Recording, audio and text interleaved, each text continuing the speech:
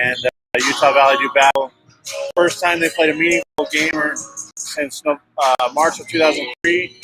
Last time was the Scenic West Athletic Conference Championship game, where they were the Rebels then, won in overtime to go to the JUCO National Tournament in Hutchinson, Kansas. Dixie State 6-9 overall, 2-6 in WAC play, coming off a split with Seattle last weekend in the Burns Arena.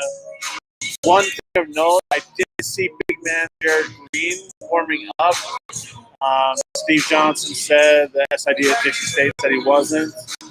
I'm not sure if he's going to play tonight. I was told he sustained an injury in Game 2 against the Red Hawks last weekend. So we'll keep an eye on that. That would really hurt the Trailblazers because they don't have the depth in the paint. And Utah Valley has two of the best big men in the WAC, in Fardo Zamak and Evan Cole. Obviously, AMAC is averaging a double-double and leads the nation in rebounding, so that'll be difficult. Utah Valley, 6-7 overall, 4-1 in WAC play. Lost to Tarleton State last time out, which was 2 weeks ago. Looks like the Wolverines will have their full roster. I don't know if we've seen that all season long. So that'll be interesting for the Wolverines. So keep an eye on that. Big series here. Like I said, rivalry renewed from the JUCO days. And it's kind of crazy that it's come full circle now that they're back in the same conference.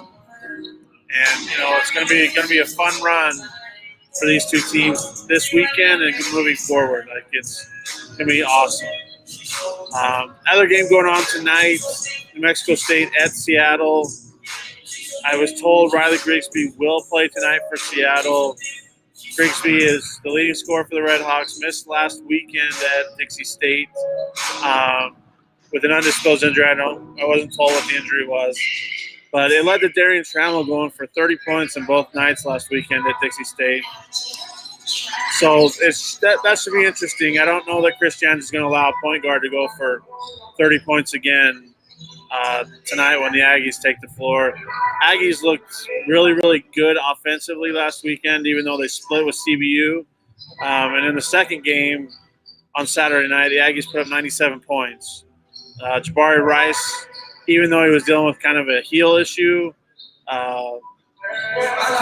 he looked like the WAC preseason player of the year candidate that we all thought he was. So it'll be interesting to see what the Aggies do. They're a little bit deeper than the Red Hawks, but playing in the Red Hawks Center with no fans and the fake noise, it can play with the team's mind. So we'll see what happens. But I think now that New Mexico State's gotten their feet under them, now the Aggies are kind of in a routine.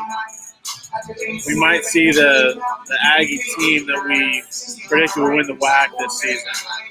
So should be another fun night of WAC hoops. J.J. Overton for Utah Valley is going to go tonight. He suffered an elbow injury against Tarleton State on a dunk 2 weeks ago. So it should be interesting to see what he does. One of the leading scorers in the WAC. I think if you look at it, I believe it's Darian Trammell, Riley Grigsby, and then Trey Woodbury and Jamison Overton and Fardo Zamak, I think, are all in the top 5. I'm going to have to look it up here just to be sure so I bring you the right information. The UVU has some guards that can score.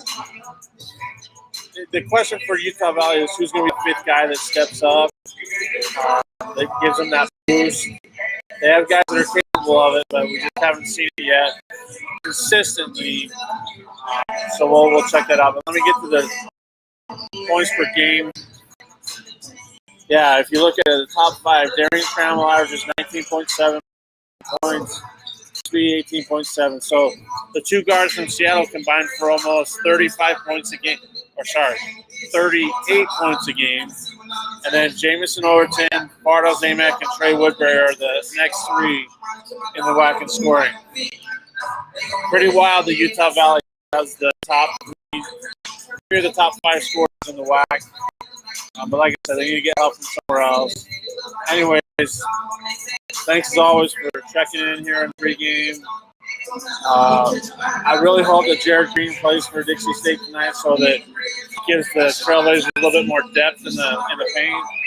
But Dixie State's coming out of the locker room right now, and I don't see Jared Green with him, in the huddle. So I don't know that he's going to play tonight, which could really hurt, especially if Hunter Schofield gets some foul trouble. I don't know. It'll be a long night for the Trailblazers if that's the case. Anyways, WAC Digital Network, 6 p.m. Mountain Time, Dixie State at Utah Valley. At 7 p.m. Mountain Time, ESPN Plus, New Mexico State at Seattle. Also, I believe CBU is playing tonight, if I remember right, too. I don't want to leave them out because I know that Doc Wellman will get on case if I do leave them out. They were supposed to play UTRGB this weekend. We all know what happened. Prayers and thoughts still going out to the UTRGB community and Blue Hills family. If you haven't seen it yet, go to WACUSdigest.com and check out the article that was put out today about just the type of man that Coach Hill was. Very, very sad time. So let me just check on this. Looks like the CBU Sacramento State series will start tomorrow. So we'll talk about that tomorrow. Anyways, have a good night. Enjoy some good basketball. Stay safe. Hug your loved ones. We'll be back at halftime to kind of break down this game and what's going on in the first half up in Seattle.